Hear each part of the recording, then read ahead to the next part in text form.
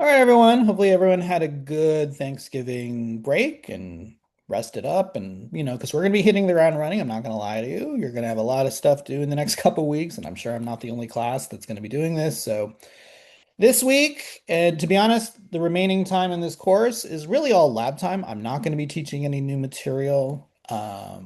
Me teaching, CSS variables and all that was kind of the last sort of new stuff that I was going to cover.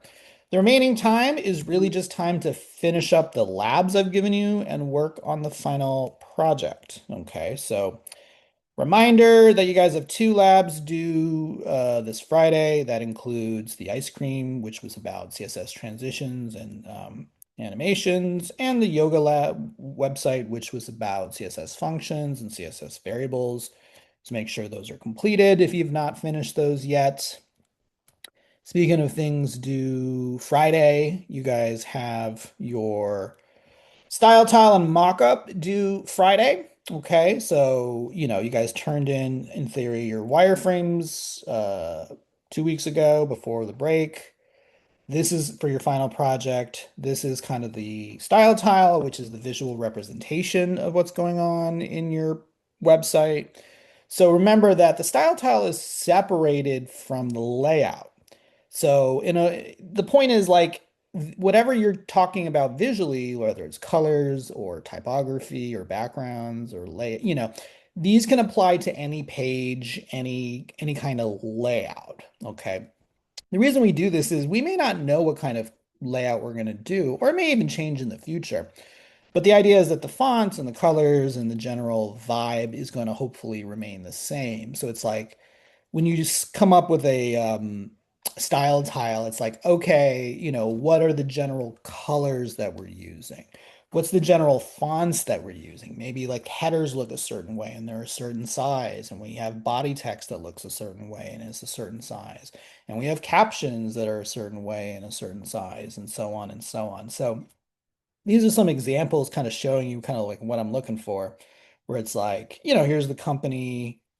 And it's like, okay, this is what a headline might look like. It's Roboto 40 points. This is what a subheading might look like, possible colors. These are what buttons might look like. This is what body text might look like. These are examples of the fonts, just so people get like a general idea of it. You know what I mean? So the whole point is that you're kind of like, this isn't obviously what the website's going to look like at any size, but it's like, these are you would see these kind of fonts, you would see these kind of colors. You know what I mean? You're gonna get that kind of general vibe. You know what I mean? And then finally, you guys are gonna work or have a mock-up. Remember, your mock-up is a visual representation of what the final product will look like, but it's not actually programmed. So, it's like, okay, you've done your wireframes, you've done your style tiles. It's like you kind of know what you kind of want in terms of rows and columns and general layout of elements. You know what colors you want to use and what fonts you want to use and what, textures and general vibe of photos you want to use.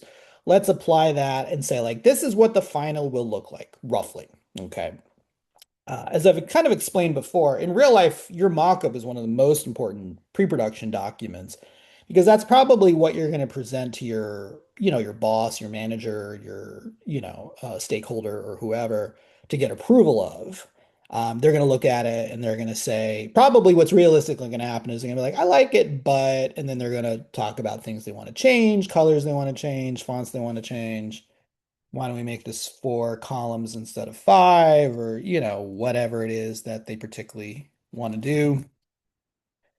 And so that's what I want you guys to do here is, you're going to make a mock-up. Now, in this particular, for your wireframes, you had to lay out all 3 sizes, desktop, tablet, and smartphone. For the mock-up, you don't have to do that. You can just choose one size. It could be, the desktop size or the mock-up size or sorry, the tablet size or the smartphone size. You don't have to do,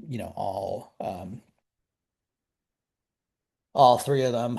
I would recommend that if this was like a real company, if you're working with a real client, but I'm not going to require that.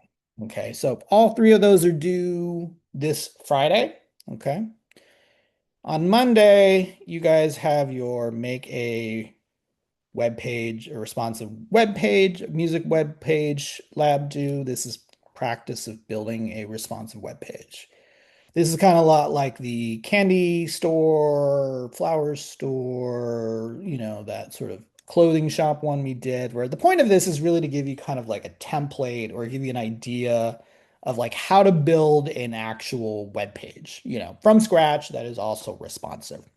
You'll take these ideas with you when you work on your final project. Okay.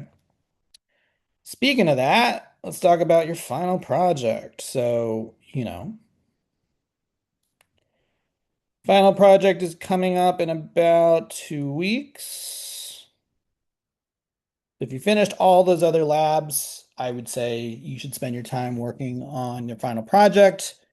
You're taking your business and you're making it responsive. So you're making, you have your page and you are, taking so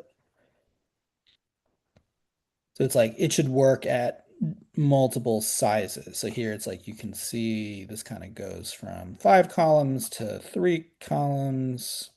And then eventually, if I got small enough here, it would get to 1 column. There you go. So, that is what you're doing for your final project. You're taking your design, you're making it work through all the responsive techniques that we've talked about. Your breakpoint should really be here. Smartphones are 1 to 480, tablets are 481 to 955, and then anything above 955 is your desktop sizes. You should use proper HTML, CSS. You should have a sophisticated design, meaning there has to be examples of multiple columns. You can't just have a single column for your entire web page. I'm not going needs to, because otherwise there's really nothing that's going to break apart in the responsiveness.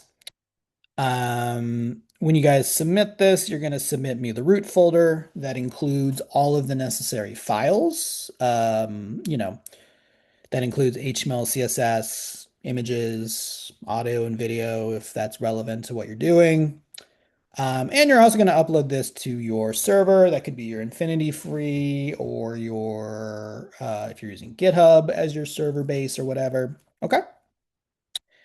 That will be upcoming in about a week and a half, which is the 16th. Okay. And you'll have time to work on this. These are some examples from last time I taught the course to give you an idea of kind of what I'm looking for the final project. Okay. If you have any questions, feel free to email me. You can email me at davidhurwich@sfsu.edu. Okay.